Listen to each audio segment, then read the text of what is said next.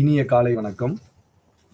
நாம் இன்று பார்க்க போகும் தலைப்பானது இந்திய தத்துவம் குறித்த பாடத்தில் 2 விதமான பகுதிகளை நாம் இன்று காணப்போகிறோம். முதலாவதாக பிலாசபி ஆஃப் உபனிஷத்ஸ்,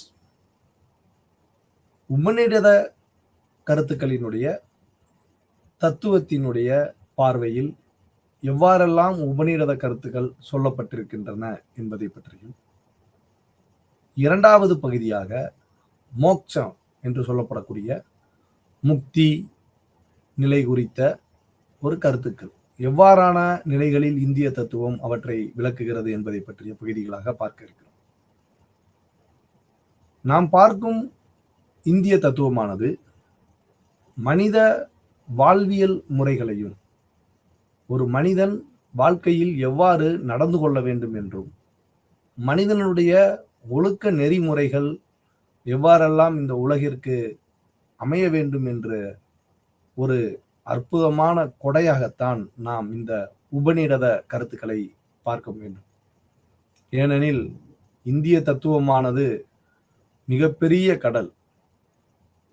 நாம் அந்த கடலில் நீந்தலாம்.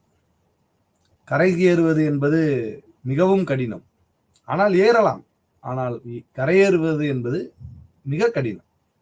ஏன் மிக கடினம் என்றால், இந்திய தத்துவத்தில் பல்வேறு விதமான கருத்துக்கள் உண்டு.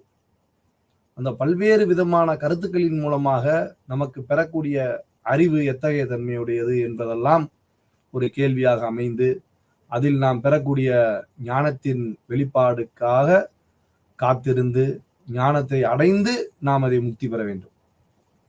அப்படிப்பட்ட ஒரு கருத்துக்கள் தான் இந்திய தத்துவத்தில் பொதிந்து கிடக்கின்றன.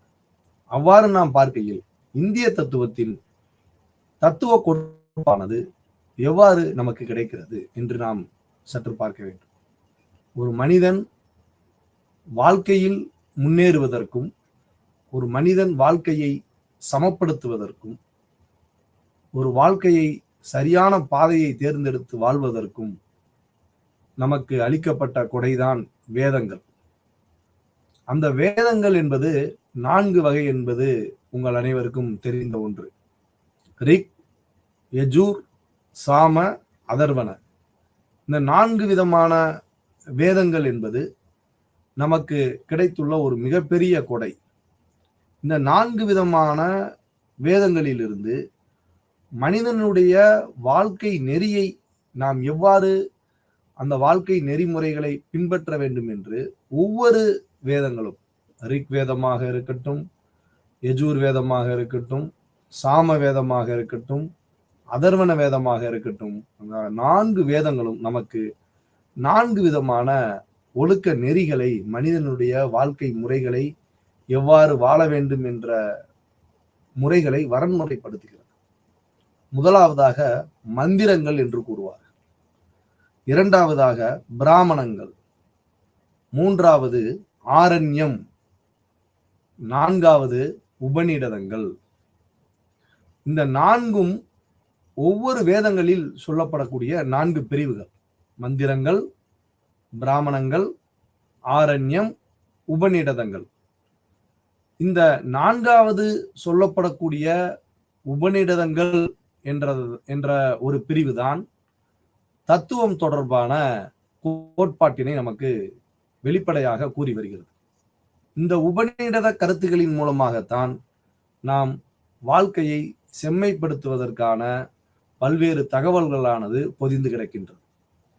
இந்த உபநிடத கருத்துக்கள் என்பது மனித குலத்திற்கு, மனித வாழ்க்கைக்கு சில கட்டுப்பாடுகளை, சில கோட்பாடுகளை நமக்கு விரிவாக பிரித்து காட்டுகிறது.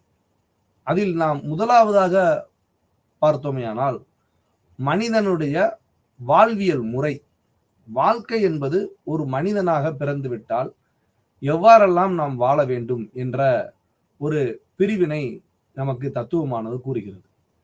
இந்த தத்துவமானது உபநிடதங்கள் வழியாக எவ்வாறு நமக்கு கூறுகிறது என்று பார்த்தோமேயால், இளமை பருவம், இல்லற பருவம், முதுநிலை ஓய்வு பருவம், 4வது சொல்லப்படக்கூடிய முக்தி நிலை என்று சொல்லப்படக்கூடிய நிறைவான ஒரு பகுதியாக நாம் பார்க்கிறோம். அதனை நாம் இளமை பருவத்தை பிரம்மச்சரிய பருவம் என்று கூறுகிறோம். பிரம்மச்சரியம் என்பது திருமணமாகாமல் இருக்க வேண்டும் என்பதல்ல. பிரம்மச்சரியம் என்பது ஒரு வாழ்வியல் முறை. எப்படி பிறன்மனை நோக்கா, உண்மையாக வாழ வேண்டும் என்ற சில கட்டுப்பாடுகள் எல்லாம் அடக்கியதுதான் இந்த பிரம்மச்சரியம். அந்த பிரம்மச்சரியம் என்பது இளமை பருவத்தை உரிய வாழ்க்கையாக கருதுகிறோம். இரண்டாவதாக நாம் பார்க்கிறது இல்லற பருவம். இல்லறம் என்பது கிரகஸ்தம் என்று கூறுவார்கள். இல்லற பருவம் நம்மளுடைய மிடில் ஸ்டேஜ். எப்படி, அதாவது ஒரு 30 வயதிலிருந்து 50 வயதுக்குள்ளாக நம் நடந்து கொள்ளக்கூடிய வாழ்க்கை முறைகளை பற்றி விளக்கக்கூடியவை கிரகஸ்தம் என்று கூறுகிறோம். வனப்பிரஸ்தம். வனப்பிரஸ்தம் என்பது ரிட்டையர்மெண்ட் ஸ்டேஜ், ஓய்வு நிலை. அந்த ரிட்டையர்மெண்ட் பருவத்தில் நாம் எவ்வாறு வீட்டில் இருக்க வேண்டும், என்ன மாதிரியான முறைகளை கையாள வேண்டும் என்பதை எல்லாம் விவரிக்கக்கூடியது வனப்பிரஸ்தம். நான்காவது சந்நியாசம், நிறைவு பகுதி. ஒரு மனிதனுடைய நிறைவு பகுதி.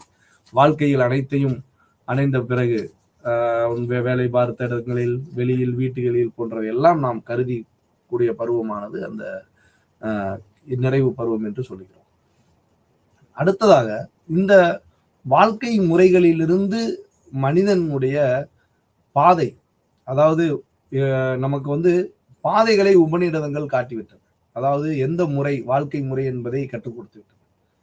மனிதன் இந்த 4 வாழ்கிறார்னால் அவன் அடையக்கூடிய இலக்கு, நாம் எதை நோக்கி நாம் பயணிக்கிறோம், இந்த பிறவியில், இந்த மனித வாழ்க்கையில் நாம் எதை நோக்கி நம்மளுடைய பயணமானது அமைகிறது என்ற நமக்கு விதமான அந்த இலக்கை வாழ்க்கையினுடைய பாதைகளாக உபநிடத கருத்துக்கள் என்ன கூறுகிறது என்றால் 4 விதமான மார்க்கங்களை நமக்கு கூறுகிறது. முதல் மார்க்கமாக நாம் சொல்லப்படுவது கர்மம், இரண்டாவது பக்தி மார்க்கம், மூன்றாவது ராஜ மார்க்கம், நாலாவது ஞானம். இதை நாம் யோகா என்று கூட, கர்மயோகம், பக்தி யோகம், ராஜயோகம், ஞான யோகம். மார்க்கம் என்று கூறினால் பாதை, நாம் எந்த வழியில் செல்கிறோம் என்பதை நாம் மார்க்கம், இந்த மார்க்கமாக செல்லுங்கள் அப்படின்னா பாதை. நான் பக்தி யோகத்தை கடைபிடிக்கிறேனா, அல்லது நான் கர்ம யோகத்தை கடைபிடிக்கிறேனா, அல்லது நான் ராஜயோகத்தை கடைபிடிக்கிறேனா, நான் இவற்றின் வழியாக என்னால் ஞான யோகத்தை அடைய முடியும் என்றால் அந்த நான் எவ்வாறு ஞான யோகத்தை அடைகிறேன் என்ற இலக்கிற்கான பாதைகளை நமக்கு வகுத்து தருகிறது உபநிடத கருத்துக்கள். அதோடு நின்று விடுகிறதா என்று பார்த்தால் இல்லை. எவ்வாறெல்லாம் நாம் அந்த இலக்கினை அடைய முடியும், இந்த 4 விதமான மார்க்கங்களின் மூலியமாக நாம் எவ்வாறு இந்த பாதைகளை அடைந்து ஒரு மனிதன் எந்த பாதையை தேர்வு செய்கிறான் என்பதை எல்லாம் கண்டுகொண்டு அவனுடைய இலக்கிற்கான வித்தாக புருஷார்த்தங்கள் என்று கூறுகிறது உபநிடதங்கள். புருஷார்த்தா என்று சொல்கிறது. அந்த புருஷார்த்தா என்பது 4 விதமாக வகைகளில் பிரிக்கப்படுகிறது. தர்மா, அர்த்தா, காமா, மோக்ஷா. இந்த தர்மா, அர்த்தா, காமா, மோக்ஷா என்பது மிக முக்கியமான ஒன்று. ஒரு மனிதனுடைய அறச்சிந்தனை எவ்வாறு இருக்க வேண்டும், ஒரு மனிதன் எவ்வாறு தர்ம வழியில் நடக்க வேண்டும், நடந்த பாதை என்பது எவ்வாறெல்லாம் இருக்க வேண்டும், மற்றவர்களுக்கு பயனுடைய பாதைகளாக இருக்கின்றன என்பதையெல்லாம் நாம் யோசிக்க வேண்டும். அப்படிப்பட்ட ஒரு பகுதி தான் இந்த தர்ம மார்க்கத்தில் நாம் கடைபிடிக்க வேண்டும். அடுத்ததாக சொல்லப்படக்கூடிய அர்த்தம். அர்த்தம் என்றால் பொருள். எவ்வாறு பொருள் ஈட்டுவது, பொருள் ஈட்டுவதற்கு என்ற ஒரு தர்மம் உண்டு. யாரையும் துன்புறுத்தாமல், யாருடைய பொருட்களையும் அபகரிக்காமல், நம்மளுடைய உழைப்பின் மூலமாக அதை ஈடுகட்ட வேண்டும். அது போன்ற விஷயங்கள் போன்ற எல்லாம் அர்த்த சாஸ்திரங்கள் என்று கூறுவார்கள். பொருளீட்டும் முறைகளை பற்றியே நமக்கு விளக்குவது அந்த அர்த்த சாஸ்திரங்கள், அர்த்தா பகுதியில். அடுத்ததாக காமம், மனிதனுடைய இச்சைகளுக்கான பகுதியாக காம சூத்திரங்கள் உண்டு. அடுத்து நிறைவு பகுதியாக இந்த மோட்சம் என்பதுதான் மிக முக்கியமான பகுதி. இந்த மோட்சம் என்பது இந்திய தத்துவத்தில் நீங்கள் அனைத்து விதமான கருத்துக்களையும் பார்க்க முடியும். இந்த மோட்சா என்று நாம் அடுத்து பார்க்க இருக்கக்கூடிய பகுதியானது மோட்ச குறித்த பகுதி. இந்த உபநிடத கருத்துக்கள் எவ்வாறு மோட்சத்தை விளக்குகின்றன. உபநிடதம் என்பது நமக்கு வேதங்களிலிருந்து கிடைக்கின்றது என்பது மிக தெளிவாக கிடைக்கிறது. வேதங்களில் இருந்துதான் 4 வகையான வேதங்களிலிருந்து நமக்கு உபநிடத கருத்துக்கள் என்பது தத்துவத்தினுடைய ஒரு கோட்பாடாக நமக்கு கிடைக்கிறது.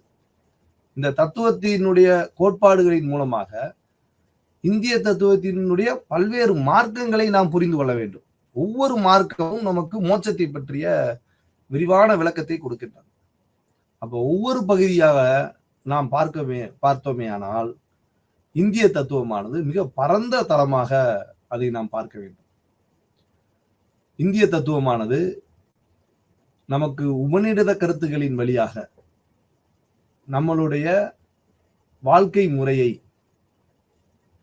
கோல், த ஃபைனல் ஹையஸ்ட் கோல், ஒரு மனிதனுடைய வாழ்க்கையின் இறுதி நிலை என்பது அனைவருக்கும் முக்தி என்ற ஒன்று. கடைசி காலத்தில் நான் நல்லபடியாக இருக்க வேண்டும், கடைசி காலத்தில் நான் இறைவனடி சேர வேண்டும். நீங்க இந்த யாராச்சும் காலம் ஆயிட்டாங்கன்னா போட்டிருப்பாங்க, இறைவனடி சேர்ந்தார், சிவலோக பதவி அடைந்தார், வைகுண்ட முக்தி அடைந்தார். மதங்களுக்கு ஏற்றார் போல் சைவத்தை பின்பற்றுபவர்கள் சிவலோகம் என்றும், வைணவத்தை பின்பற்றுபவர்கள் வைலோக பதவி அடைந்தார் என்றெல்லாம் நாம் பார்க்கிறோம், போஸ்டர்களை பார்க்கிறோம். அதுபோல எவ்வாறு ஒரு மனிதனுடைய கடைசி இலக்கானது என்று நாம் பார்த்தோமே ஆனால் அது இந்த ஃபைனல் ஸ்டேஜா என்று சொல்லப்படக்கூடிய முக்தி. இந்த முக்தி என்பதுதான் மனிதனுடைய வாழ்வியல் ஓட்டமாக நமக்கு இறுதி நிலையில் காட்டப்படுகிறது. ஒரு மனிதன் எவ்வாறு முக்தி அடைய முடியும், முக்தி நிலை பெற முடியும் என்று இந்திய தத்துவம் பல கோணங்களில் நமக்கு விளக்குகிறது. பல பிரிவுகள், வேதங்களை ஏற்றுக்கொள்ளக்கூடிய பிரிவுகளும் முக்தியை பற்றி பேசுகிறது, வேதங்களை மறுக்கக்கூடிய பிரிவுகளும் இந்த முக்தியை பற்றி பேசுகிறது. கடவுள் கொள்கையை மறுப்பவர்களும் முக்தியை குறித்த நிலைப்பாட்டுகளை நமக்கு தெரியப்படுத்துகிறது. கடவுளை ஏற்றுக்கொள்ளக்கூடிய பிரிவுகளிலும் நமக்கு முக்தி குறித்த விளக்கங்கள் நமக்கு நிறைய தரப்படுகிறது. அவ்வாறு நாம் பார்த்தோமே ஆனால் ஒவ்வொன்றும் இந்த முக்தி என்பதனை ஒரு 4 வித பகுதிகளாக நாம் சொல்லுகிறோம். சாலோக்கியம், சாயுஜ்யம், சாமீப்பியம், சாரூபியம் என்று. இந்த முதல் சொல்லப்படக்கூடிய சாலோக்கிய முக்தி நிலை, சாலோக்கியம், சாயுஜ்யம், சாமீப்பியம், இந்த 3ம் இறைவனுடைய லோகத்தை அடைவது, இறைவனை சேர்வது. எவ்வாறு நம் வாழ்வையில் மார்க்கங்களை பின்பற்றி ஒவ்வொரு மனிதனும் நல்ல முறையில் அவனுடைய வாழ்க்கையை வாழ்ந்து தன்னுடைய நிறைவு பகுதியில் எவ்வாறு இறைவனுடைய லோகத்தை, இறைவனை அடைகிறான் என்பதை பற்றி பேசக்கூடியதுதான் இந்த சாலோக்கியம், சாயுஜ்யம், சாமீப்பியம். இந்த சாரூபியம் என்ற ஒன்றானது இறைவனை அடைதல் என்று சொல்வதை விட இறைவனோடு கலத்தல் என்று சொல்கிறார். அதாவது இம்மனன்சி என்று சொல்வார்கள். ஆங்கிலத்தில் நீங்க கலத்தல் அப்படின்னு பாத்தீங்கன்னா இம்மனன்சி, ஒன்றோடு ஒன்று இணைதல். இப்ப நீங்க நம்ம இந்த வார்த்தையை பார்க்கிற பொழுது ஒரு சில விளக்கத்தை கண்டிப்பாக பார்க்க வேண்டும். இப்ப அத்வைத வேதாந்தம் நமக்கு என்ன கூறுகிறது என்று பார்த்தோமே ஆனால், வைதிக சமயத்தில் ஆர்த்தோடாக்ஸ் ஸ்கூல்ல சென்ற கிளாஸ்ல பார்த்தோம், ஆஸ்திக தர்சனா என்று சொல்லப்படக்கூடிய சிந்தனை பள்ளிகள்ல நியாயா, வைசேசிகா, சாங்கியா, மீமாம்சா, யோகா, நியாயா, வைசேசிகா, சாங்கிய, யோகா, மீமாம்சா அண்டு வேதாந்தா, இந்த வரிசையில் வேதாந்தா என்று பள்ளியில் சொல்லப்படக்கூடிய அத்வைத வேதாந்தத்தில் நாம் இறைவனை 2 கலத்தல் முடியும். இம்மனன்சி, இறைவனோடு நாம் ஒன்று சேர முடியும். அதான் அத்வைத வேதாந்தத்துல செல்ஃப் ரியலைசேஷன். என்ன சொல்றோம் செல்ஃப் ரியலைசேஷன்ல? ஹூ ஆம் ஐ, நான் யார் என்ற கேள்வியை நம்மால் எப்பொழுது கேட்டு உணர முடிகிறதோ அன்று நாம் இறைவனோடு கலக்க முடியும். த இம்மனன்ட் ஆஃப் தி காட் கலக்க முடியும். அயம் பிரம்மன், அயம் ஆத்மன் பிரம்மன், அயம் பிரஞானம் பிரம்மன், தத்துவமசி என்று அத்வைத வேதாந்தத்தில் நாம் கூறுகிறோம். அப்படி என்றால் நான் தான் கடவுள், நான் தான் என்பது நான் கடவுள் என்று சொல்லக்கூடிய அளவிற்கு நாம் 2 கடவுளாக மாற முடியும் என்பதுதான் இந்த வேதாந்தத்தினுடைய கருத்துக்களாக இருக்கிறது. அதே நிலையில் நாம் சைவ சித்தாந்தத்தை பார்த்தோமே என்றால் அங்கும் இந்த செல்ஃப் ரியலைசேஷன் என்று உண்டு. ஆனால் அவர்கள் சொல்லக்கூடிய அந்த கருத்து முதல்வாதம் என்பது நாம் நமக்குள் இருக்கக்கூடிய ஆணவத்தை குறைக்க முடியுமே தவிர இந்த ஆணவமானது என்றும் அழியாது, ஒரு சிறு பகுதியாக நமது உடலில் இருக்கும். ஆகவே நாம் இறைவனினுடைய பாதங்களில் அழுந்தத்தான் முடியுமே தவிர இறைவனோடு ஒன்றாக கலத்தல் என்பது இயலாது. அத்வைத வேதாந்திகள் இறைவனோடு கலக்க முடியும் என்று சொல்கிறார்கள். சைவ சித்தாந்திகள் என்ன சொல்கிறார்கள் என்றால் சரண்டர் டு தி காட். அவர்கள் இம்மனன்ட் டு த காட். சைவ சித்தாந்தம் சரண்டர் டு த காட், சரணாகதி. பாதங்களில், இறைவனுடைய பாதங்களில் நாம் சரணாகதி அடைய முடியுமே தவிர இறைவனோடு இறைவனாக கலக்க இயலாது என்பது சைவ சித்தாந்த கருத்துக்களாக உள்ளன. இந்திய தத்துவத்தில் பல்வேறு விதமான கருத்துக்கள், இந்த மோட்சத்தை குறித்த கருத்துக்கள் என்பது நிலவி வருகின்றன. அவற்றில் நாம் ஒவ்வொன்றாக நாம் பார்த்தோமே ஆனால், முதலாவதாக நாம் இந்த யோக முறைகளில் கூட எவ்வாறு நாம் முக்தி பெற முடியும் என்பதை நமக்கு தெளிவாக சொல்லி இருக்கும். யோகாவில் நம்ம யமம், நியமம், ஆசனம், பிராணாயாமம், பிரத்யேகரம், தாரணம், தியானம், சமாதி, இந்த 8 விதமான வழிகள் முறைகளாக, யோக முறைகளாக கடைபிடித்தோமேயானால் நாம் அந்த இறுதி நிலையான சமாதி என்று சொல்லப்படக்கூடிய ஸ்டேஜ். சமாதி என்பது நாம் இயற்கையாக மரணம் அடைந்த பிறகு கட்டக்கூடிய சமாதி என்ற வார்த்தை இந்த யோக முறைக்கு அர்த்தம் அல்ல. சமாதி என்பது த ஃபைனல் கோல். எவ்வாறு நாம் இங்கு முக்தி என்று சொல்கிறோமோ, எவ்வாறு கடவுளை அடைவதற்கு, தன்னைத்தானே அறிந்து கொள்வதற்கான ஒரு நிலையைத்தான் நாம் சமாதி என்று கூறுகிறோம். இந்த சமாதி ஸ்டேஜை நம்மால் அடைய முடியும் என்பது. இந்த சமாதி என்பது நாம் உடனடியாக அடைந்து விட முடியாது. அதை பின்பற்றுவதற்கு 8 விதமான வழிமுறைகளை கூறுகிறது பதஞ்சலி முனிவர். இந்த யோகத்தை நமக்கு கற்றுக் கொடுத்தவர் பதஞ்சலி முனிவர். இந்த தத்துவ முறையானது யமா என்ன சொல்கிறது என்றால் அகிம்சா, சத்தியா, அசேத்தியா, பிரம்மச்சரியா, அபரிக்கிரகா, இந்த 5 விதமான கருத்துக்களை வலியுறுத்துகிறது. ஒரு யமம் என்றால் நாம் உண்மையோடு வாழ வேண்டும், உண்மையை பேச வேண்டும், எப்பொழுதும் உண்மையை பேச வேண்டும். உண்மையோடு வாழ வேண்டும் என்றால் எப்பொழுதுமே உண்மை பேச வேண்டும். யாருக்காகவும் எதற்காகவும் நாம் எந்த இடத்திலும் பொய் பேசுதல் கூடாது என சொல்கிறது. நம்மளுடைய பிரம்மச்சரிய வாழ்க்கை, பிரம்மச்சரியம் என்பது control of the sense. Control of the sense என்பது பிரம்மச்சரியம் என்பது முன்னர் கூறிய போல் திருமணமற்ற வாழ்க்கை என்பது அர்த்தம் அல்ல. கண்ட்ரோல் ஆஃப் த சென்ஸ் என்பது நாம் நம்முடைய பொருளை தவிர மற்ற பொருள்களை பார்க்கக்கூடாது. பொருள் என்று வந்துவிட்டால் பொருள் மட்டும் கிடையாது, நம்மளுடைய இல்லற வாழ்வையும் கூட. இல்லறம் பிறர் மனை நோக்கா என்று சொல்கிறார்கள். அது போன்ற ஒரு ஒழுக்கமற்ற செயல்களை நாம் செய்யக்கூடாது. Control for our senses. Aparigraha, non covetousness. இது போன்ற ஒரு முறைகளை நாம் பின்பற்றினால் இந்த யம பகுதியை நம்மால் நிறைவு செய்ய முடியும். நியமா என்று கூறுகிறார்கள். இந்த நியமா என்றால் தூய்மை. நம்மளுடைய உடலையும் சரி உள்ளத்தையும் சரி தூய்மையாக வைத்துக் கொள்ள வேண்டும். அதன் மூலமாக நாம் நியமத்தை அடைய முடியும். அவற்றில் சகிப்புத்தன்மை மிக முக்கியமானது. யாரேதும் ஏதாச்சும் செய்தால் சகிப்புத்தன்மையோடு செல்ல வேண்டும். கோபப்படுதல் என்பது கூடாது. இது போன்ற விஷயங்கள் எல்லாம் உள்ளடக்கியவைதான் நம்மளுக்கு நியமம்.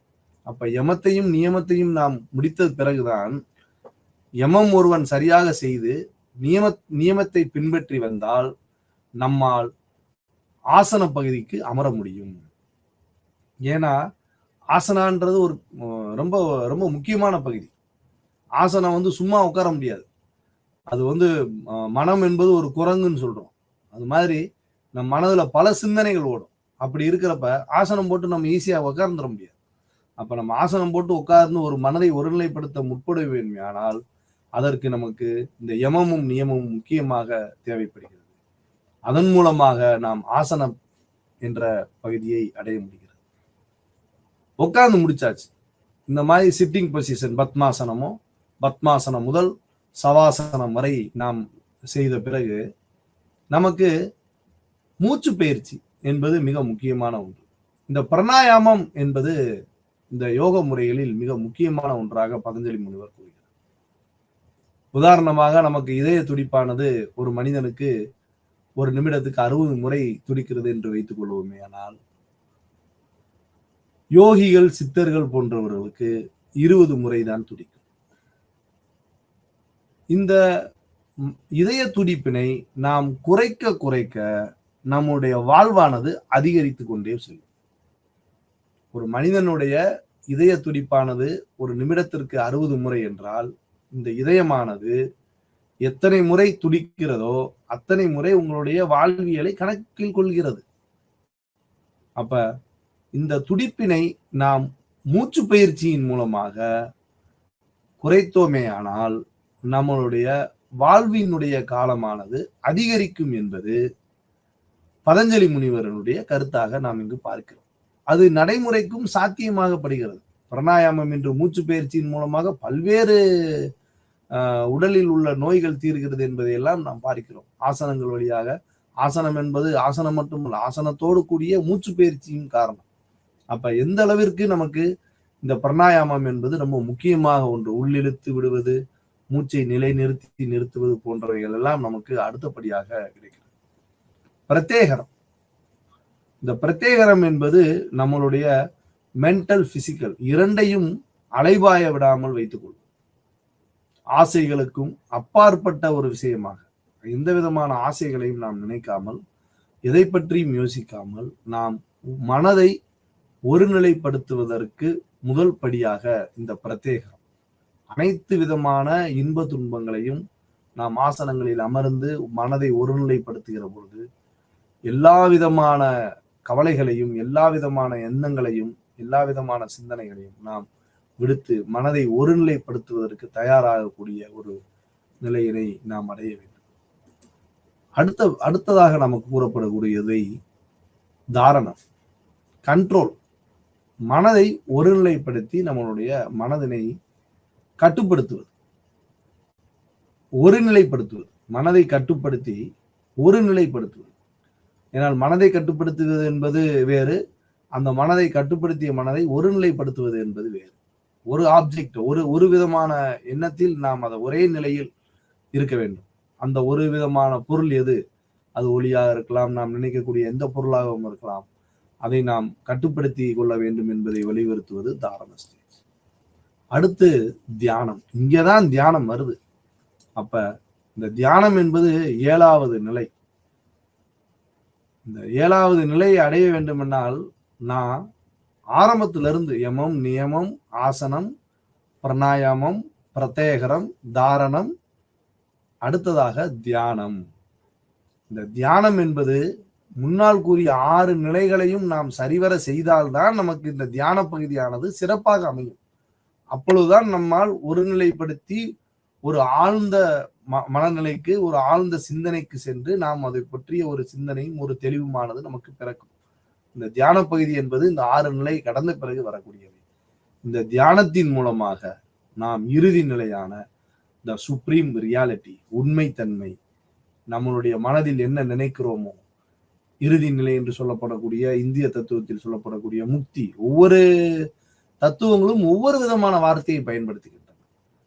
சில இடங்களில் இந்திய தத்துவமானது மோட்சம் என்று கூறுகிறோம். அதிகப்படியா நாம் கேள்விப்பட்ட வாழ்க்கை மோட்சம் என்று. அப்ப மோட்சம் என்பதென்றாலும் சரி, முக்தி என்றாலும் சரி, சமாதி என்று சொல்கிறோம். சில இடங்களில் லிபரேஷன் என்று சொல்லுகிறார். ஆன்மீகத்தின் லிபரேஷன், ஆன்மீக விடுதலை எல்லாமே பார்த்தீங்கன்னா the final goal for attain to முக்தி என்ற அந்த மோட்சத்தை பற்றிய வலியுறுத்திய பாதைகளாகத்தான் நமக்கு தென்படுகிறது. அடுத்தபடியா நாம் தியிஸ்டிக் ஸ்கூல் பார்த்தோம்.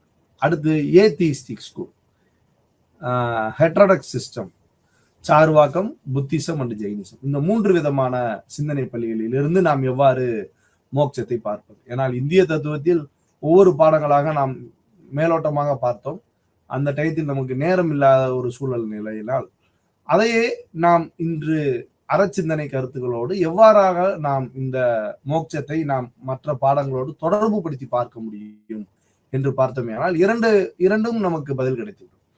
ஆக தத்துவத்துறையில் நாம் பார்க்கக்கூடிய இந்த ஹெட்ரோடாக்ஸ் ஸ்கூல் என்று சொல்லப்படக்கூடிய நாஸ்திக தர்சனா என்று 3 விதமான சிந்தனை பள்ளிகளை கூறுகிறார்கள். அதில் ஒன்று சார்வாக்கம், 2 புத்திசம், 3வது ஜெயினிசம், சமணம் என்று சொல்லப்படக்கூடிய ஜெயினிசம். இந்த ஏத்திஸ்டிக் ஸ்கூல் பிலாசபில என்ன அப்படின்னு பார்த்தோம்னா, இது முழுக்க முழுக்க நமக்கு ஒரு என்ன சொல்லலாம், தத்துவ பகுதி என்று நாம் சொல்லுவதை விட, இதை ஒரு தத்துவம் என்று கூறிவிட்டாலும் கூட இதனை நாம் ஒரு எத்திக்கல் டீச்சிங் என்று நாம் இதை புரிந்து கொள்ளலாம். ஏனால் புத்தரை பொறுத்தவரையில் நமக்கு சொல்லக்கூடிய கருத்துக்கள் எல்லாமே அறச்சிந்தனைகள், தத்துவ கோட்பாடுகள் என்று கூறுவதை விட பௌத்தத்தை பொறுத்தவரை நாம் அதை அறக்கோட்பாடுகள் என்று நாம் அதை குறித்துக் கொள்ளலாம். இவர்கள் கூறக்கூடிய கருத்தானது சூனியவாதம் என்று கூறுகிறார். வாழ்க்கையினை சூனியவாதம், நிகிலிசம், எதுவுமே இல்லை, அந்த வாழ்க்கையில எதுவுமே கிடையாது அப்படின்னு சொல்லக்கூடிய சிந்தனை பள்ளி தான் இது ஃபார் நிகிலிஸ்டிக் அப்படின்னு சொல்றோம். இந்த புத்திசம் என்று நாம் பார்த்தோமே ஆனால், ஒரு இளவரசர் சித்தார்த்த கௌதமர் என்ற ஒரு இளவரசர் என்பவர் இருக்கிறார். மனைவி மகன்களோடு அவர் தன்னுடைய வாழ்க்கை செல்வந்தராக, மிகுந்த செல்வந்தராக வாழ்ந்து கொண்டிருக்கிறார். அவர் தன்னுடைய வாழ்நாளில் 4 விதமான விஷயங்களை அவர் காண்கிறார். ஒரு நோயாளியை பார்க்கிறார், அடுத்ததாக ஒரு வயோதிகர், ஒரு முதிர்வான தன்மையில் உள்ள ஒரு வயோதிகரை பார்க்கிறார், 3வதாக ஒரு துறவியை பார்க்கிறார், 4வதாக ஒரு சடலத்தை பார்க்கிறார். இந்த 4 விதமான விஷயங்களையும் பார்த்த சித்தார்த்த கௌதம் தன் மனதிற்குள் ஒரு கேள்வியை எழுப்புகிறார். அப்பொழுது நான் வாழும் இந்த வாழ்க்கையானது, செல்வ சிறப்புடன் வாழும் இந்த வாழ்க்கையானது நிரந்தரம் அல்ல. எனக்கும் நோய் வரலாம், நானும் நோயாளி ஆகலாம், எனக்கும் வயது முதிர்வு ஏற்படலாம், நான் ஒரு வயோதிகனாகலாம், எனக்கும் பொருளற்ற நிலை ஏற்படலாம், நானும் உயிர் மரிக்கலாம், நானும் என்றால் ஒரு நாள் இந்த உலகத்தை விட்டு மறைய முடியும். அப்படி என்றால் இந்த வாழ்க்கையினுடைய உண்மை என்ன? இவையெல்லாம் ஏன் நமக்கு கிடைக்கிறது? நாம் வாழும் இந்த பிறவியிலேயே நமக்கு ஏன் கிடைக்கிறது என்று கௌதமர் மிகுந்த வேதனையுடனும் மிகுந்த குழப்பத்துடனும் தன்னுடைய அரண்மனையை விடுத்து அங்கும் இங்கும் அலைகிறார். அலைந்து திரிந்து எங்கும் அவருக்கு அதற்கான விடை கிடைக்காமல், இன்று நாம் சொல்லுகிறோமே கயா என்று, கயா என்றால் ஒரு மரத்திற்கு அடியில், புத்த கயா என்று அந்த இடத்தின் மரத்திற்கு அடியில் அவர் அமர்ந்து மனதை ஒருநிலைப்படுத்தி தியானம் செய்கிறார். தியானம் செய்யும் பொழுது அவருக்கு ஞானம் பிறக்கிறது. இந்த ஞானமானது 42வது வயதில் சித்தார்த்த கௌதமிற்கு கிடைக்கிறது. இந்த சித்தார்த் கௌதமிற்கு 42வது வயதில் கிடைத்த உடன் அவர் கௌதம புத்தர் ஆகிறார். சித்தார்த்த கௌதமர் என்பவர் 42வது வயதிற்கு பிறகு நமக்கு கௌதம புத்தர் ஆகிறார். புத்தர் என்றால் புத்தியுள்ளவர் என்று பெயர். இது ஒரு பொது பெயர். கௌதம புத்தராக நமக்கு மாறுகிறார். அவருடைய வாழ்க்கையானது ஒரு 84 வரை அவருடைய வாழ்வு காலமானது இருக்கிறது. மீதமுள்ள பகுதியை உலகெங்கும் அவருடைய அறச்சிந்தனைகளை போதிக்கும் பணியினை செய்கிறார். இன்று வரை உலகத்தில் அதிகமான சிலைகள் இருக்கக்கூடிய ஒரு நபர் என்று நாம் பார்த்தோமே ஆனால், ஒரு கடவுளாக நாம் பார்த்தோமே ஆனால், அது புத்தருடைய சிலையைத்தான் நாம் சொல்ல முடியும். இந்த உலகத்திலேயே அதிகமான சிலைகள் கொண்ட ஒரே கடவுள் கௌதம புத்தர். ஏனெனில் இன்று புத்தரை பின்பற்றப்படக்கூடிய நிறைய ஃபாலோயர்ஸ் அனைத்து நாடுகளிலும், உலகத்தில் உள்ள அனைத்து நாடுகளிலும் உள்ளனர். இந்தியாவில் கூட குறைவான பேர், ஆனால் இந்தியாவில் அதிகமாக இல்லாவிட்டாலும் அனைத்து நாடுகளிலும் இருக்கிறார்கள். ஆனால் இந்தியாவில் குறைவான பேர் உள்ளார்கள். அப்படிப்பட்ட கௌதம புத்தருடைய அறச்சிந்தனை என்பது there is no being, only for becoming என்பதுதான் அவருடைய சித்தாந்த கருத்துக்களாக நமக்கு கிடைக்கிறது. அப்ப நமக்குள் எதுவுமே நிலையானது என்று பார்த்தோமே எதுவுமே கிடையாது. அவங்க சொல்றது வந்து சனிக்கவாதா என்று சொல்றார். சனிக்கம் என்றால் ஒரு நொடி. இந்த நொடி பொழுது மாற்றம் உண்டு. ஒவ்வொரு நொடியும் ஒரு மனிதன் பிறக்கிறான். ஒவ்வொரு நொடியும் மாற்றத்துக்கு உட்பட்டது. ஒரு ஆற்றில் நாம் காலை வைக்கிறோம் என்றால் அந்த தண்ணீர் ஓடிக்கொண்டிருக்கிறது. அடுத்த நொடி நாம் கால் வைத்த தண்ணீரானது இருப்பதில்லை, உடனே ஓடுகிறது. வாழ்க்கை என்பது ஒரு சக்கரம். அவர்களை பொறுத்தவரையில் சக்கரத்தை வந்து அவர்கள் வந்து ஒரு வண்டி, ஒரு டயர், ஒரு வண்டி வந்து நிக்குது அப்படின்னா, ஒரு வண்டிக்கு 4 டயர்கள் வந்து நிக்குது அப்படின்னா அவங்க இந்த சக்கரம் காரணம் அல்ல, அந்த சக்கரத்தினுடைய பகுதி பாயிண்ட். இந்த நொடி பொழுது இந்த பாயிண்ட்னால அந்த 4 இடம் நிக்குது. ஒட்டுமொத்த சக்கரமும் தனியா நிக்கும். அடிப்பகுதி மட்டும் ரோட்ல நிக்குது அப்படின்னா அந்த 4 விதமான டயர்லையும் அந்த 4 விதமான புள்ளி தான் வந்து இந்த புள்ளி தான் இன்றைய சனத்துக்கு நிக்கிறது காரணம். அடுத்த நொடி அது அந்த புள்ளியானது மாற்றம் அடைகிறது. இதுபோல்தான் மனிதனுடைய வாழ்க்கையும் என்று every moment is change for human life என்று சொல்லப்படக்கூடிய புத்திசத்தினுடைய பிலாசபியானது சனிக்கவாதம் என்று நாம் அதை கூறுகிறோம். இந்த சனிக்கவாதம் நமக்கு என்ன சொல்கிறது என்று பார்த்தோமேயானால் ஒவ்வொரு விதமான உண்மைகள் அவை வந்து கோல்டன் ரூல்ஸ், பேர் உண்மைகள் என்று 4 விதமாக கூறுகிறார். முதலாவதாக அவர்கள் கூறுவது துக்கம். ஒரு மனிதனுக்கு துக்கம் என்பது கண்டிப்பா இருக்கும். துக்கம் தான் வந்து சஃபரிங் என்று சொல்லப்படக்கூடிய இந்த நோபல் ட்ரூத்ல ஃபர்ஸ்ட் வந்து சஃபரிங், துக்கா என்று சொல்கிறார். துக்கம் இல்லாத மனிதர்களே இருக்க மாட்டாங்க. இந்த துக்கத்தின் மூலம் ஒரு துன்பம் என்றால் அதற்கு காரணம் வேணும்ன்றார். துன்பம் வந்து எளிமையா வராது.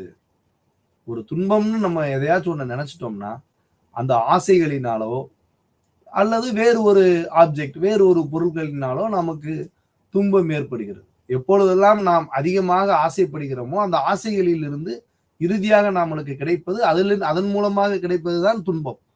துன்பம் என்பது வேறு ஒரு இடத்தில் இல்லை. துன்பம் என்பது நம்மளிடையே உள்ளது. அந்த துன்பத்தை நாம் அனுபவிக்கிற பொழுது அந்த அனுபவத்தின் மூலமாக நமக்கு கிடைக்கக்கூடிய பகுதி தான் துன்பம். அப்ப இந்த துன்பம் என்பது நமக்கு காரணம் இல்லாமல் கிடைத்து விடாது. அப்ப ஒரு துன்பம் நடக்கணும் அப்படின்னா நம்மளுக்கு காசு கண்டிப்பா ஏதாச்சும் ஒரு காரணம் இருக்கணும். அப்ப ஃபர்ஸ்ட் வந்து புத்தர் சொல்கிறது துன்பம் என்றும், இரண்டாவது சொல்லப்படக்கூடியவை துன்பத்திற்கான காரணம், ஏன் துன்பம் வருகிறது அப்படின்னு சொல்லக்கூடிய ஒரு விஷயம். மூன்றாவதாக நமக்கு சொல்லப்படக்கூடியவை வந்து செசேஷன் ஆஃப் சஃபரிங் என்று சொன்னமே. ஆனால் துன்பத்தை நாம் எவ்வாறு நிறுத்துவது, அதிலிருந்து எவ்வாறு நாம் வந்து அதிலிருந்து எவ்வாறு விலகுவது என்று மூன்றாவது கூறுகிறார்.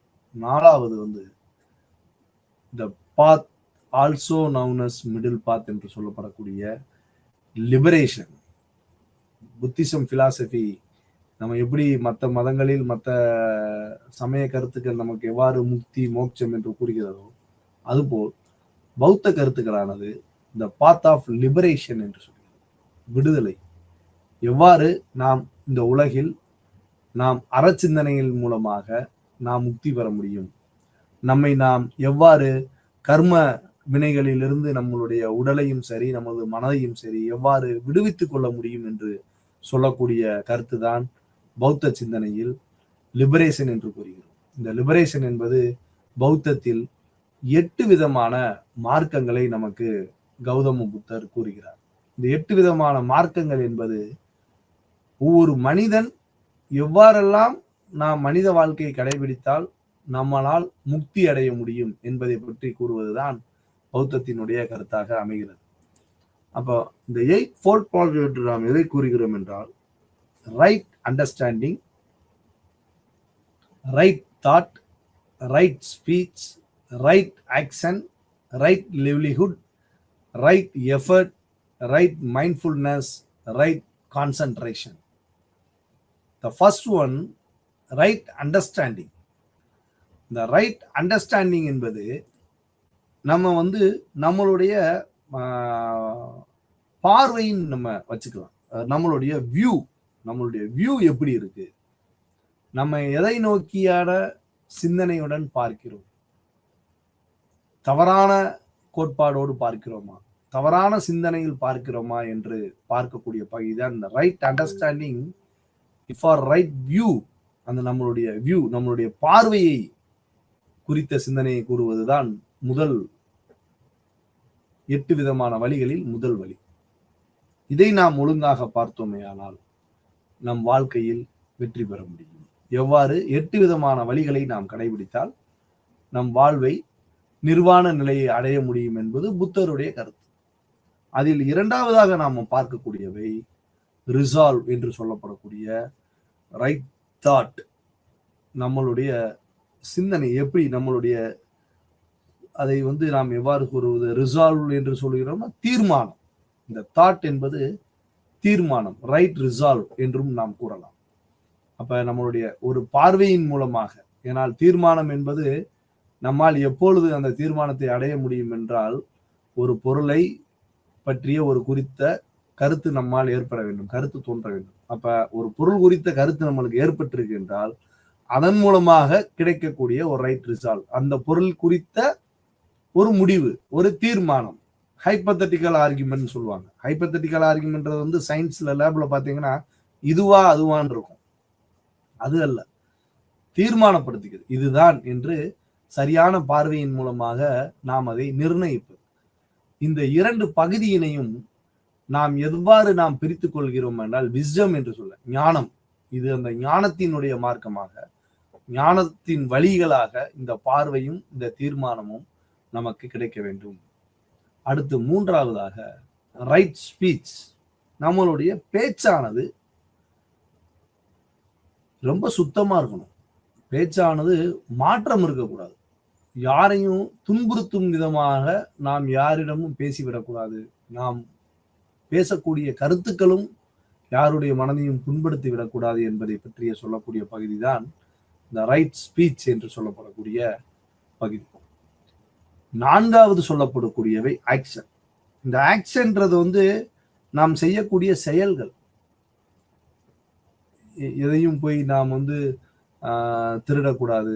எதையும் நம்மளுடைய செயல்பாடு, மனிதனுடைய 5 புலன்கள் மூலமாக, குறிப்பாக கூட நாம் அதை 5 புலன்கள் கூட சொல்லலாம். ரைட் ஆக்ஷனை நம்ம 5 புலன்கள் வழியாக எவ்விதமான தவறுகளையும் நாம் சொல்லிவிடக்கூடாது. எதையும் செய்யக்கூடாது, யாருக்குமே செய்யக்கூடாது, நமக்கும் செய்து கொள்ளக்கூடாது. அப்படிப்பட்ட ஒரு பகுதி தான் இந்த 4ஆவதாக சொல்லப்படக்கூடிய ரைட் ஆக்ஷன். 5ஆவது ரைட் லிவ்லிஹுட் என்று சொல்லப்படக்கூடிய நம்மளுடைய லிவ்லிஹுட் என்பது நம்ம அதை எப்படி சொல்லலாம் அப்படின்னா நம்மளுடைய வாழ்க்கை முறை. நம்ம எவ்வாறெல்லாம் நாம் நம்மளுடைய வாழ்க்கையில் நடந்து கொள்ள வேண்டும் அப்படின்றத விளக்கக்கூடியவை தான் லிவ்லிஹுட். சரியான பாதையில் நாம் யாருக்கும் எந்த விதமான துன்பங்களையும் செய்யக்கூடாது, தீய எண்ணங்களை வகுத்துக் கொள்ளக்கூடாது போன்றவையெல்லாம் நாம் அதன் மூலமாக கடைபிடித்து நல்ல ஒரு நிலையை அடைய வேண்டும் என்பது இந்த லிவ்லிஹுட் என்ற பாதையில் கூறுகிறார் கௌதம புத்தர். அப்ப இந்த 3 சிந்தனைகளை நாம் அறச்சிந்தனைகளாக, எத்திக்கல் கான்டாக்ட். எத்திக்கல் கான்டாக்ட்னா சரியான பேச்சு, சரியான செயல், சரியான வாழ்க்கை நெறிமுறை. இந்த 3மே அறநெறி சிந்தனைகளாக கௌதம புத்தர் நமக்கு விளக்குகிறார். அடுத்தபடியாக நமக்கு கூறுவது மென்டல் டிசிப்ளின். நம்மளுடைய மைண்ட், நம்மளுடைய சிந்தனைகள் மூலமாக செய்யப்படக்கூடிய விஷயங்கள் என நாம் அதை பிரித்துக் கொள்கிறோம். அதன்படி பார்த்தால் அடுத்த 3ஆவது எஃபர்ட், மைண்ட்ஃபுல்னஸ், கான்சென்ட்ரேஷன். இந்த எஃபர்ட் அப்படின்றது நாம் என்ன சொல்லலாம்? முயற்சி. நம்மளுடைய முயற்சி. இது எல்லாம் நாம் மேற்கூறியவை எல்லாம் நாம் நடத்த வேண்டும்.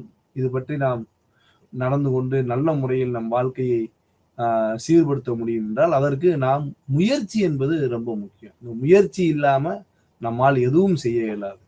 முயற்சியுடையார் இகழ்ச்சி அடையார் என்று சொல்றோம். அதுபோல நம்மளுடைய முயற்சி என்பது மிக முக்கியமான ஒன்று. அப்ப இந்த ரைட் எஃபர்ட், அந்த முயற்சி என்பது என்ன சொல்றது, சரியான முயற்சியா இருக்கணும். அதைத்தான் சொல்றேன். இதுல முயற்சி கிடையாது. எல்லா இடத்துலயும் ஏன் ரைட்டுன்னு கௌதம புத்தருடைய இந்த வழிகளில் நம்ம பார்த்து 8 ஃபோல்ட் பாத்துல பாக்குறோம் அப்படின்னா அந்த முயற்சி என்பது சரியான முயற்சியா இருக்கணும், சரியான பார்வையா இருக்கணும், சரியான சிந்தனையா இருக்கணும், சரியான பேச்சுக்களா இருக்கணும், சரியான செயல்பாடு. ஏன் அதை சரின்னு சொல்றேன்னா, சரி என்றாலே அங்கே தவறு என்பது இருக்கக்கூடாது, ரொம்ப கரெக்ட். அந்த அளவிற்கான ஒரு நம்மளுடைய முயற்சியானது ஈடுபடும். முழுமையான முயற்சி. எவன் ஒருவன் முழு மனதோடு, அரைகுறையாக இல்லாமல் முழு மனதோடு எவன் ஒருவன் எந்த வேலையை செய்கிறானோ அவனுக்கு வெற்றி என்பது நிச்சயமாக உண்டு. கண்டிப்பான முறையில் அந்த முயற்சி என்பது இன்று இல்லாவிட்டாலும் என்றாவது ஒரு நாள் கண்டிப்பாக அவனுக்கு பலன் அளிக்கும். அந்த அளவிற்கு முயற்சி என்பது சரியான முயற்சியாக இருக்க வேண்டும். அடுத்ததாக சொல்லப்படக்கூடிய மைண்ட்ஃபுல்னஸ். இந்த மைண்ட்ஃபுல்னஸ் என்பது நம் மைண்ட்ல தீய எண்ணங்கள் எதுவும் இருக்கக்கூடாது. தீய எண்ணங்கள், கெட்ட எண்ணங்கள் எல்லாம் தவிர்த்து விட்டு நல்லதொரு சிந்தனையை நாம் அடைய வேண்டும். இந்த 7 விதமானதை நாம் சரியாக செய்தோமேயானால் நமக்கு கான்சன்ட்ரேஷன் என்று சொல்லப்படக்கூடிய அந்த இறுதி நிலையானது நமக்கு கிடைக்கும். இந்த கான்சன்ட்ரேஷன் என்பதன் மூலமாக நாம் நம்மளுடைய வாழ்க்கை முறையை நாம் சீர்படுத்த முடியும் என்பது கௌதம புத்தருடைய கருத்தாக அமைகிறது. அவற்றிலிருந்து நாம் பாஸ்ட், பிரசன்ட், ஃபியூச்சர் இந்த 3 விதமான விஷயங்களை நம்மால் பார்க்க முடியும். அப்ப இந்த பாஸ்ட் என்பது எதை சொல்கிறார் அப்படின்னால் இக்னோரன்ஸ். இந்த துன்பம் என்பது கௌதம புத்தர் கூறுவது ஒரு மனிதனுக்கு துன்பம் என்பது அவனுடைய அறியாமையில் இருந்து வருகிறது. அறியாமை என்று நாம் பார்த்தோமேயானால் இக்னோரன்ஸ் என்று சொல்லுவார். இக்னோரன்ஸ் என்றால் அறியாமை. ஒரு மனிதனுடைய துன்பமானது அறியாமையிலிருந்து பிறக்கிறது. அந்த இக்னோரன்ஸ் என்பதுதான் ரூட் காஸ். துன்பத்திற்கான அடிப்படை ஆதாரம் எங்கிருந்து என்றால் மனிதனுடைய அறியாமை. என்று அவனுக்கு அறியாமையில் செய்கிறான், அதுதான் அந்த துன்பத்தினுடைய தொடர்ச்சியாக ஒவ்வொரு விதமாக நடக்கிறது. அப்ப பாஸ்ட் என்பதை அவர்கள் இக்னோரன்ஸாகவும், பிரசன்ட் நாம் செய்யக்கூடிய செயல்களையும், வருங்காலத்தில் எவ்வாறு நாம் இருக்க வேண்டும், நம்மளுடைய மனதினை சரியான புரிதலுடனும் பார்வையுடனும் பேச்சுக்கள் மூலமாகவும் நமது செயல்பாடுகள் மூலமாகவும் வாழ்வியல் முறைகள் மூலமாகவும் இதையெல்லாம் நாம் எவ்வாறாக முயற்சி செய்து எவ்வாறாக ஒருநிலைப்படுத்தி நாம் அந்த இறுதி நிலையை அடைய முடியும் என்பதுதான் இந்திய தத்துவத்தினுடைய ஒரு மிக முக்கியமாக சொல்லப்படக்கூடிய பிரிவுகளில் கடவுளை மறுக்கக்கூடிய பிரிவான கௌதம புத்தர் வழிகொண்ட புத்திசத்தினுடைய பகுதியாக நாம் பார்க்கிறோம். அப்ப ஒரு மனிதன் சிறப்பாக வாழ முடியும் என்றால் கௌதமரை பொறுத்தவரையில் 8 விதமான வழிகளை பின்பற்றினால் அவர்கள் கூறக்கூடிய அந்த 4 விதமான பேருண்மைகள், ஆசையே துன்பத்திற்கு காரணம் என்று சொல்லுகிறது. சஃபரிங், மனிதனுடைய ஏன் மனிதனுடைய பிரச்சனையில் எங்கிருந்து ஆரம்பிக்கிறது என்றால் சஃபரிங். 2வதாக துன்பத்திற்கான காரணம். 3வது அந்த துன்பத்திற்கான காரணங்களை கண்டறிந்து எவ்வாறு களைய முடியும். 4வது அவர் கூறப்படுவதுதான் இந்த மிடில் பாத் என்று சொல்லப்படக்கூடிய இந்த உலகத்தில் மனிதன் துன்பங்களில் இருந்து வெளிவருவதற்கான பேருண்மைகளாக 8 விதமான பாதைகளை நமக்கு விளக்குகிறார். அதன் மூலமாக நாம் லிபரேஷன், ஒரு விடுதலையை அடைய முடியும். அதன் மூலமாக நாம் மோட்சத்தை அடைய முடியும் என்பது எல்லா விதமான சிந்தனைகளில் இருந்தும், அதாவது கர்மங்களில் இருந்தும் விடுவித்து மனிதன் ஒரு நிர்வாண நிலையை, அனைத்தையும் கலைந்து ஒரு நிர்வாண நிலையை மனிதன் அடைய முடியும் என்பது புத்திசத்தினுடைய தத்துவமாக நாம் பார்க்கிறோம். அடுத்ததாக நாம் பார்ப்பது அதே ஹெட்ரோடாக்ஸ் ஸ்கூலில் ஜெயினிசம். ஆஸ்திக தரிசனால யோகத்தை வச்சு நம்ம மோட்சத்தை பார்த்தோம். டிஃபரன்சஸ், எவ்வாறெல்லாம் மோட்சத்தை ஒவ்வொரு மதங்களும் விளக்குகின்றன என்பதை நாம் பார்க்கிறோம். அவற்றில் அடுத்தபடியாக ஜெயினிசம். இந்த ஒன்றை நாம் பார்த்து விட்டோமேனா மோட்சத்தினுடைய வகைகளை நாம் ஒவ்வொன்றாக சைவ சித்தாந்தத்தையும் நாம் பார்த்துள்ளோம், அத்வைத வேதாந்த கருத்தையும் சொல்லியிருக்கிறோம். அடுத்து இறுதியா ஜெயினிசம், ஹெட்ரோடாக்ஸ் ஸ்கூலினுடைய ஜெயினிச பகுதியில் பார்த்தீங்கன்னா எத்திக்ஸ் ஆஃப் ஜெயினிசம் என்று அறநெறியாக, இவையும் அது மாதிரிதான். Right faith, right knowledge, right contact. Right ஃபெய்த்னு சொல்றாங்க. 2வது சரியான அறிவு என்று அவர்கள் கூறுகிறார்கள். 3வது கான்டாக்ட். இந்த கான்டாக்ட் அப்படின்னு சொல்றப்ப ஜெயினிசம் சொல்றது பஞ்ச மகா விரதான் என்று சொல்கிறாங்க. பஞ்சா அப்படின்னா 5 விதமான விரதங்கள்னு சொல்றாங்க. அது ஒரு விரதம் என்றாலே ஒரு கோட்பாடு. எப்படி நம்ம ஒரு கோயிலுக்கு மாலை போட்டோம்னா விரதம் இருக்கணும், அது மாதிரி ரைட் கான்டாக்ட் என்று சொல்கிறோம் என்றால் சரியான பார்வை, சரியான நடத்தை இருக்கணும்னா இந்த கான்டாக்ட் என்பது ரொம்ப முக்கியம். நம்மளுக்கு வந்து மாணவர்களுக்கு எல்லாத்துக்கும் கான்டாக்ட் சர்டிஃபிகேட்னு சொல்லுவாங்க. ஒரு ஸ்கூல்ல படிச்சீங்கன்னா அடுத்ததுல நீங்க போய் அடுத்த ஸ்காலர்ஷிப் ஏதோ வாங்கணும்னா கான்டாக்ட் சர்டிஃபிகேட் வந்து முக்கியம். அது இல்லைன்னா தரமாட்டாங்க. அது மாதிரி ஒரு மனிதன் வாழ்க்கையில் முன்னேற வேண்டுமெனில் சரியான அந்த கான்டாக்ட், என்ன கான்டாக்ட் அப்படின்னு பார்த்தோமேயானால் பஞ்சமகா விரதங்களாக அதை ஜெயினிசமானது குறிக்கிறது. இந்த பஞ்சவிதமான விரதா என்று சொல்லப்படக்கூடியவை சத்யா, அசத்யா, அஹிம்சா, அபரிக்கிரகா, பிரம்மச்சரியா என்று கூறுகிறது. சத்யா, அசத்யா, அஹிம்சா, அபரிக்கிரகா, பிரம்மச்சரியா. நாம் ஏற்கனவே யோகாவில் பார்த்தது போல் இவை ஒவ்வொரு விதமான கருத்துக்களையும் வெளிப்படுத்தும். எவ்வாறு நம்முடைய வாழ்க்கையில் நம்மளுடைய வாழ்க்கையினுடைய பாதையை எவ்வாறு தூய்மையாகவும் உண்மையாகவும் அமைத்துக் கொள்ள வேண்டும் என்றும், பிற பொருள்களுக்கு துன்புறுத்தாமல் பிற பொருள்களுக்கு அன்பு செலுத்தி, சமண ஜெயினிசம் என்பது மிக முக்கியமான ஒரு மதமாக இன்று வலம் வந்து கொண்டிருக்கிறது. அதுவும் குறிப்பாக மதுரையில் பார்த்தீர்களே ஆனால் ஜெயினிசத்திற்கான ஒரு கோயிலானது இன்று மிக சிறப்பாக கட்டப்பட்டு மதுரையில் ஏறத்தாழ அதிகமான மக்கள் இன்று சமண மதத்தை சேர்ந்தவர்கள் இன்று வசிக்கக்கூடிய அளவிற்கு இன்றைக்கு மதுரையானது மாறியுள்ளது.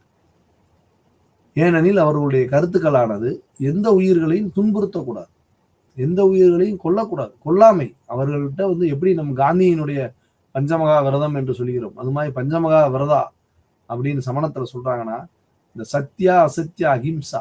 அஹிம்சா எதையுமே கொல்லக்கூடாது. அவங்க பிற உயிர்களிடத்தும் அன்பு காட்ட வேண்டும். அவங்க ஒரு சிறு பூச்சிகள் கூட தன்னுடைய கால்களில் மிதித்து விடக்கூடாது என்று நீங்கள் பார்த்தீர்கள். மூக்கில் நாம் சுவாசிக்கிற பொழுது கூட பாக்டீரியாக்கள் போன்ற சின்ன நொடி கூட மூக்கில் சென்று விடக்கூடாது என்று மூக்கில் வந்து துணியெல்லாம் கட்டிக்கிடுவாங்க. மூக்கில் துணியை கட்டிட்டு ஒரு இறகை வச்சு, மயில் இறகை வச்சு எறும்பு எதுவும் வந்துடக்கூடாது, காலில் எதுவும் பற்றக்கூடாதுன்றக்காண்டி விசிறிட்டே போவாங்க. இந்த மாதிரியான சமண மதத்தினுடைய ஒரு வழிபாடுகளை அந்த அந்த விரதங்கள் என்று சொல்லப்படக்கூடிய 5 விதமான விரதங்களை வந்து ஒவ்வொரு சமணவாதிகளும் பின்பற்றுகிறார். அப்ப இந்த சமணத்தின் மூலமாக நமக்கு கிடைக்கக்கூடிய முக்தி, இந்த 5 விதமான விரதங்களை மேற்கொள்ளுகிற பொழுது சமணமானது மனிதனுக்கான ஒரு முக்தி நிலைப்பாட்டினை, இறுதியாக சொல்லப்படக்கூடிய இந்த பிரம்மச்சரியம் வாழ்க்கை என்பது எவ்வாறு இருக்க வேண்டும் என்றதெல்லாம் நாம் முன்னர் பார்த்திருக்கிறோம். ஆனால் இதை வந்து சொல்லணும்ன்ற ஒரு இது கிடையாது. இந்த 5 விதமான வழிமுறைகளின் மூலமாக நம்மால் மோட்சத்தை, முக்தியை அடைய முடியும் என நாம் பார்க்கிறோம். அடுத்தபடியாக நாம் வைசேசிகா என்ற ஒன்றை நாம் பார்த்தோமேயானால், வைசேசிகா என்றாலே, வைசேசிகம் என்றால் விசேஷம் என்று சொல்லுது. விசேஷம் ஏன் அந்த பெயர் வந்துச்சுன்னு பார்த்தீங்கன்னா, விசேஷம் விசேஷம் என்றாலே நாம் அதை வந்து தனித்துவம் என்று கூறுகிறோம். ஒரு வீட்டில் வந்து ஒரு விசேஷம்னாலே ஒரு ஸ்பெஷல், ஏதோ ஒரு ஸ்பெஷல். அது பிறந்த நாளாக இருக்கட்டும், திருமணமாக இருக்கட்டும், எதுனாலும் அன்றைய தினம் என்பது ஒரு ஸ்பெஷல், ஒரு தனித்துவம் வாய்ந்தது என்று சொல்லுகிறோம். அதுபோல் வைசேசிகா என்று சொன்னால் அதை தனித்துவம் என்று கூறுகிறோம். ஒரு 2 விதமான கருத்துக்கள் நாம் ஹெட்ரோடாக்ஸ் ஸ்கூல்ல இருந்து மோட்சத்தை பார்த்தோமேனால், அதே போல் 2 விதமான கருத்துக்கள். ஒன்று யோகத்தின் முறையாக எவ்வாறு மோட்சத்தை, அதுபோல் அடுத்ததாக நம் வைசேசிகா. வைசேசிகா என்ன சொல்கிறது என்று நாம் பார்க்கிறோம். வைசேசிகா என்பவை இந்த உலகத்தில் காணக்கூடிய உண்மைகளாக 7 வகைகளை அவை கூறுகிறது. வைசேசிகா பிலாசபி என்பது 7 வித வகைகள். அதனை வந்து பதார்த்தங்கள் என்று சொல்கிறார். பதார்த்தா. இப்போ வந்து ஃபர்ஸ்ட் அவர்கள் சொல்லக்கூடியவை சப்ஸ்டன்ஸ், பதார்த்தங்கள். இந்த பதார்த்தங்கள்னா அவர்கள் சொல்லக்கூடிய பதார்த்தங்கள் என்பது இந்த உலகமானது 9 விதமான பொருள்களின் சேர்க்கை. உலகமானது 9 விதமான பொருள்களின் சேர்க்கையாக வைசேசிகர்கள் பார்க்கிறார்கள்.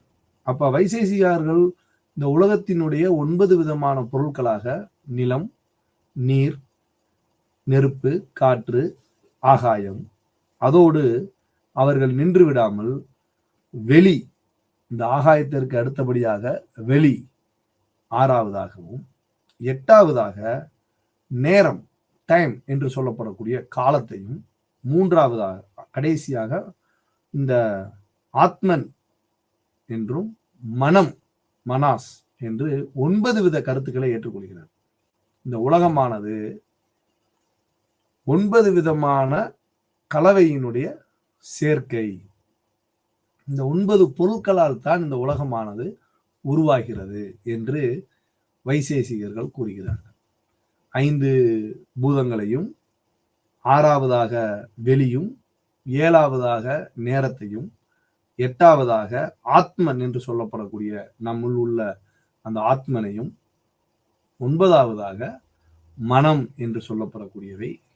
இந்த 9 பொருட்களின் சேர்க்கை தான் இந்த உலகமாக அவர்கள் கருதுகிறார்.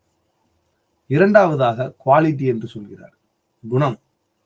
இந்த குணம் என்பது வைசேசிகர் கூறுவது 24 விதமான குணங்களை அவர்கள் கூறுகிறார். நாம் வைசேசிகாவை பற்றி படிக்கிற பொழுது ஒவ்வொரு விதமான குணங்களை பற்றியும் நாம் பார்க்கலாம். தற்போது குணம் என்றால் சுவை, வாசம், தொடுதல் போன்ற உணர்வுகள் மூலமாக அவர்கள் கூறுகிறார். இந்த குணங்கள் என்பது பொருள்களில் இருந்து பிரித்து பார்க்க முடியாது என கூறுகிறார். ஒரு குணத்தை ஒரு பொருள்ல இருந்து பிரிக்க முடியாதுன்னு சொல்றாங்க. பொருட்கள்ல பிரிக்க முடியாதுன்னு சொல்றாங்க. குணங்களை பொருட்களில் இருந்து பிரிக்கும். இப்ப உதாரணத்துக்கு பால், நாம் டெய்லியும் பார்க்கக்கூடிய பாலை எடுத்துக்கொள்வோம். இந்த பாலோட குணம் என்று பார்த்தீங்கன்னா வெண்மைத்தன்மை, இந்த யூனிவர்சல் வெண்மைத்தன்மை. இந்த வெண்மைத்தன்மையை நீங்க பால்ல இருந்து பிரிக்க முடியாது. இந்த பால்ல நீங்க எதையாச்சும் ஒண்ணு கலந்துடுறீங்க. பால்ல ஏதாச்சும் ஒரு கலர் பொடியை போட்டுறீங்க, மஞ்சளாவோ ஒரு கலர்ல லாவெண்டர் கலையோ ஏதோ ஒன்று சேர்த்துறீங்க. ஆனால் பால் நிறம் மாறும். ஆனா அந்த பொருள்ல இருந்து பாலை என்ன செய்ய முடியாது, உங்களால பிரிக்க முடியாது. பாலோட தன்மை வெண்மை. அந்த கலரை நீங்க மாத்தலாம். அந்த பாலினுடைய அந்த தன்மையினுடைய குணத்தை நீங்கள் மாற்றலாம். ஆனால் அந்த பொருளில் இருந்து குணமில்லாமல் பொருள் இருக்க முடியும். அதான் வைசேரிகள் சொல்வது, குணங்களை பொருளிலிருந்து பிரிக்க முடியாது. அதே சமயத்தில் நீங்க கலரை மாத்திட்டீங்கன்னா கூட அந்த கலரு பாலுக்குரியது அதே டயத்துல பாலுக்குரிய அந்த வெண்மைத்தன்மை தான் இருக்கணும்ன்றது இல்லை, குணமில்லாமலும் பொருளால் இருக்க முடியும் என்பதுதான் வைசேசிகருடைய நிலைப்பாடு. குணமும் பொருளும் இருக்கும், ஆனா அந்த குணத்தை பிரிக்க முடியாதுன்னு குணங்களை பொருளிலிருந்து பிரிக்க முடியாவிட்டாலும் அந்த குணங்கள் இல்லாமல் பொருளால் வாழ முடியும், பொருளால் இருக்க முடியும் என்பதுதான் வைசேசிகனுடைய நிலைப்பாடு. அதுவே தான் ஆக்ஷன் என்று சொல்லக்கூடிய மூன்றாவதாக சொல்லக்கூடிய செயல்கள். செயல்களும் அதுபோல்தான், பொருளை சார்ந்து செயல்கள் உள்ளன. செயலிலிருந்து பொருளை பிரிக்க, ஆனால் செயல் இல்லாமல் பொருள் இருக்கும். அதுபோல செயலை எப்படி நாம் இங்கு குணத்தை பார்த்தோமோ அதே போலவே அங்கு செயலும் அதே போல நாம் சொல்ல வேண்டும். 4வதாக செயல் என்று நாம் உதாரணத்துக்கு பார்த்தால் விரித்தல். நம் கைகளை இப்படி விரிக்கிறோம், கைகளை சுரிக்கிறோம், பந்தை இப்படி மேலே எறிகிறோம். அவங்க பந்தை இப்படி மேலே எறிகிறோம்னா மேலே போகுது. புவியீர்ப்பு விசை இருந்தாலும் கூட இந்த பந்தானது மேலே செல்கிறது, மேலிருந்து கீழே வருகிறது. அப்ப இடம் விட்டு இடம் நகர்தல், இந்த ஆக்ஷன் என்பதை அவர்கள் 5 விதமாக பிரிக்கிறாங்க. விரித்தல், சுருக்குதல், மேலே செல்லுதல், கீழே இறங்குதல், 5வது இடம் விட்டு இடம் நகர்தல். ஆக 5 விதமான பகுதியாக இதை பிரிக்கிறார். 4வதாக அவர்கள் கூறப்படுவது ஜெனராலிட்டி என்று சொல்லப்படக்கூடிய பொதுத்தன்மை. அந்த யூனிக்னஸ், எவ்வாறான யூனிக்னஸ், ஒவ்வொரு பொருளுக்கும் ஒவ்வொரு செயலுக்கும் ஒரு பொதுத்தன்மை என்பது உண்டு. அந்த பொதுத்தன்மை இல்லாமல் எதுவும் கிடையாது என்பது அவர்களுடைய வாதமாக அமைகிறது. அடுத்தபடியாக அவர்கள் சொல்வது விசேஷம். ஒவ்வொரு பொருட்களும் அணுக்களிலால் ஆனது. அணுக்கள் இல்லை என்றால் பொருட்கள் இல்லை. ஒவ்வொரு பொருளும், உலகத்தில் உள்ள அனைத்து பொருட்களும் அனைத்து ஜீவராசிகளும் அணுக்களால் ஆனது என்று கூறுகிறார்கள். இப்படி ஒவ்வொரு விதமான கருத்துக்களையும் வைசேசிக விளக்கி நமக்கு 7 விதமான பதார்த்தங்களாக கூறுகிறது. அப்ப நம்மளுடைய முக்தி என்பது சரியான பாதையில் நாம் ஒவ்வொன்றையும் நாம் ஆராய்வு செய்து அதன்படி நாம் வாழ்ந்தோமேயானால் முக்தி என்பது நமக்கு கிடைக்கிறது. இந்த முக்தி என்பதனை இந்திய தத்துவமானது உபநிடத கருத்துக்கள் வழியாகவும், நாம் இப்பொழுது 5 வழிகளை பார்த்தோம், இன்னும் 2 வழிகள் உள்ளன. நேரம் குறைவாக உள்ளது. ஆக கன்க்ளூட் நம்ம நிறைவு பகுதிக்கு வருகிறோம். அப்ப ஒவ்வொரு விதமான கருத்துக்களும், இந்திய தத்துவத்தினுடைய ஒவ்வொரு விதமான கருத்துக்களும் நமக்கு இந்த வீடு பேறு என்று சொல்லக்கூடிய முக்தி நிலை, surrender to the God, liberation, அனைத்துமே இந்திய தத்துவத்தில் காணப்படுகின்றன. இந்த இந்திய தத்துவத்தில் நமக்கு உபநிடதங்கள் வழியாக, குறிப்பாக உபநிடதங்கள் நமக்கு எவ்வாறெல்லாம் மனிதனுடைய வாழ்க்கை முறையையும் வாழ்க்கை நெறிமுறைகளையும் பின்பற்றி வாழ வேண்டும் என கற்றுத்தருகிறது. அப்படிப்பட்ட இந்திய தத்துவ கருத்தானது மிக ஆழ்ந்த ஒரு சிந்தனையுடைய ஒரு கருத்தாக நாம் இங்கு பார்க்கிறோம். அது வைதீக சமயங்களாக இருந்தாலும் சரி, அவைதீக சமயங்களாக இருந்தாலும் சரி, ஒவ்வொன்றும் அவரது தளங்களில் நின்று கொண்டு ஒவ்வொரு சமயங்களும் ஒவ்வொரு சிந்தனை பள்ளிகளும் அவர்களுக்கென உள்ள பிரமாணங்களை அடிப்படையாக வைத்து பிரத்யக்ஷம், அனுமானம், சப்தா, உபமானா, அர்த்தாபதி, அனுபலாபதி என்று சொல்லப்படக்கூடிய ஒவ்வொரு விதமான பிரமாணங்களின் அடிப்படையில் மனிதனுடைய வாழ்வியல் முறைகளுக்கு, மனிதனுடைய சந்தேகங்களுக்கு, இந்த உடல் உயிர் பற்றிய விஷயங்களையும், இந்த உலகமானது நிலையானதா நிலையற்றதா, இந்த உலகில் மனிதனுடைய நிலைப்பாடு என்ன என்பது பற்றியெல்லாம் ஒரு தத்துவ விசாரணையுடன் ஒருபட்ட ஒரு சிந்தனையுடைய கருத்துக்களை கூறாமல் பல்வேறு விதமான விசாரணையின் மூலமாக, பல்வேறு விதமான அறிவுகளின் மூலமாக, பல்வேறு விதமான பிரமாணங்களின் மூலமாக தத்துவம் என்பது நிரூபித்து மனிதனுடைய அறச்சிந்தனையில் நமக்கு நல்ல முறையில் மோட்சம் கிடைப்பதற்கான வழிகளை இந்த இந்திய தத்துவமானது நமக்கு தருகிறது.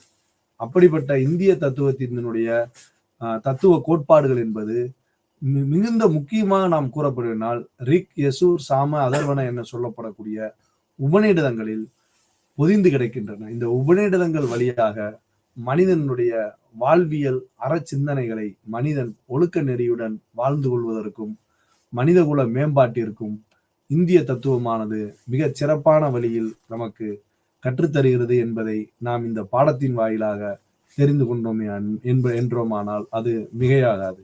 அனைவருக்கும் நன்றி.